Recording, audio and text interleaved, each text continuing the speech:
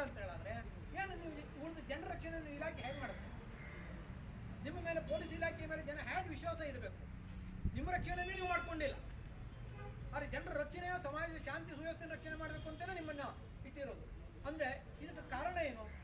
ಅಂದರೆ ನಿಮ್ಮನ್ನು ಎಲ್ಲೋ ಒಂದು ಕಡೆ ಕೈ ಕಟ್ಟಿ ಹಾಕುವಂಥ ಪ್ರಯತ್ನ ನಡೀತಾ ಇದೆ. ನೋಡಿ, ಈಗಲೇ ಹೇಳ್ತಾಯಿತ್ತು, 1ನೇ ತಾರೀಕಿಗೆ ತಹಶೀಲ್ ತಾರೀಕಿಗೆ ಕೊಟ್ಟಿದ್ದಾರೆ. 15 ದಿವಸ ಬಿಟ್ಟು ಕೊಲೆ ಆಗಿ 1 ತಿಂಗಳು ಅಂತ ಆಯ್ತು. ಸರಿ, ಇಲಾಖೆಯವರು ಬೇರೆ ಬೇರೆ ಥರ ಹೇಳಿದ್ದಾರೆ, ನಮ್ಗೆ ಅಡ ಮಾಡಿ ಇಲ್ಲಿ ಕಳಿಸ್ತಾರೆ ಅಂತ ಹೇಳಿದ್ರೆ ಅದಕ್ಕೆ ಕಾರಣ ಏನು? ಸಾವು ಯಾವುದೇ ರೀತಿಯಲ್ಲಿ ಆಗಿರ್ಬೋದು, ಅದು ಪ್ರಶ್ನೆ ಇಲ್ಲ. ಅದನ್ನು ನೀವು ತನಿಖೆ ಇಲಾಖೆ ಮಾಡಿ ಜನರಿಗೆ ವಿಶ್ವಾಸ ಮೂಡಿಸ್ಬೇಕು ತಾನೆ. ಒಂದೊಂದು ಸಮಸ್ಯೆಗಳು ಹುಟ್ಕೊಳ್ತವೆ ಜನರಿಗೆ, ಅದು ತಪ್ಪಲ್ಲ. ನಾವು ಸರಿಯಾಗಿ ಪ್ರಾಮಾಣಿಕ ನಡ್ಕೊಂಡ್ರೆ ನನ್ನ ಮೇಲೆ ಯಾಕೆ ಸಂಶಯ ಬರುತ್ತೆ? ನಾನೇ ಸಂಶಯಾಸ್ಪದವಾಗಿ ನಡ್ಕೊಂಡ್ರೆ ನನ್ನ ಮೇಲೆ 100 ಸಂಶಯಗಳು ಬಂದೇ ಬರುತ್ತವೆ. ಈ ಹಿಂದೆ ಆದಂಥ ಅನೇಕ ಘಟನೆಗಳು ಪುಷ್ಟಿ ಇದೆ. ಇಲಾಖೆ ಅಂತ ನಿಷ್ಕ್ರಿಯವಾಗಿ ಇರ್ತಾರೆ, ನಾವು ಯಾರ ಮೇಲೆ ವಿಶ್ವಾಸ ಇಡಬೇಕು?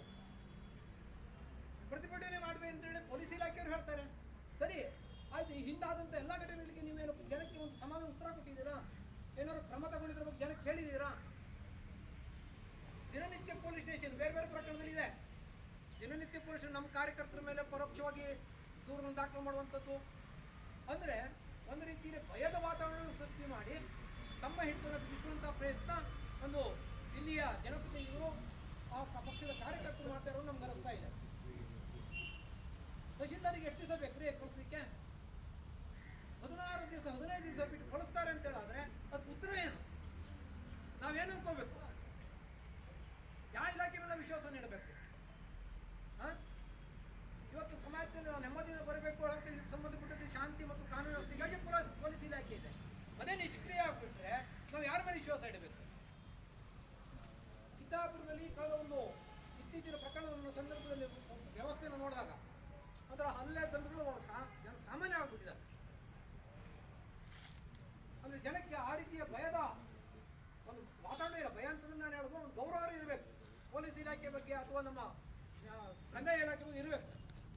ಅದೇ ಇಲ್ಲ ಹೋದ್ಮೇಲೆ ಇನ್ನೇನು ಮಾಡ್ತಾರೆ ಜನ?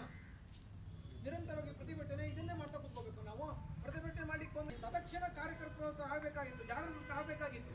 ಯಾರೇ ಕಂಪ್ಲೇಂಟ್ ಕೊಡಲಿ ಬಿಡಲಿ ಅಂತ. ನನಗೆ ಕಂಪ್ಲೇಂಟೇ ಬಂದಿಲ್ಲ ಅಂತಂದರೆ ಈ ಸಮಾಜದ ವ್ಯವಸ್ಥೆಯನ್ನು ಹದಗೆಟ್ಟ ಮೇಲೆ ಬಂದು ಅಧಿಕೃತ ಕಂಪ್ಲೇಂಟ್ ಕೊಟ್ಟು ಮಾಡ್ತೀರಾ ನೀವು?